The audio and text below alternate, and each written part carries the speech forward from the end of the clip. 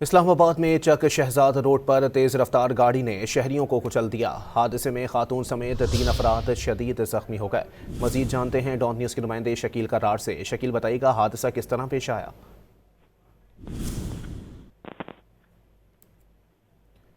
शकील, बताइएगा ये हादसा किस तरह रूनुमा हुआ है।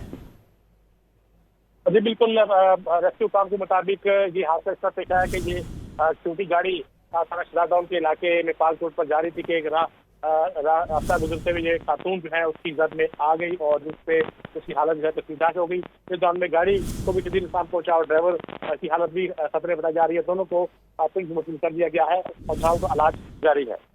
बहुत शुक्रिया शकील। इस्लामाबाद में चक शहजाद रोड पर तेज़ रफ्तार गाड़ी ने शहरियों को कुचल दिया। हादसे में खातून समेत 3 अफराद शदीद जख्मी हो गए हैं। इस्लामाबाद में चक शहजाद रोड पर तेज़ रफ्तार गाड़ी ने शहरियों को कुचल दिया है। हादसे में खातून समेत 3 अफराद शदीद जख्मी हुए हैं।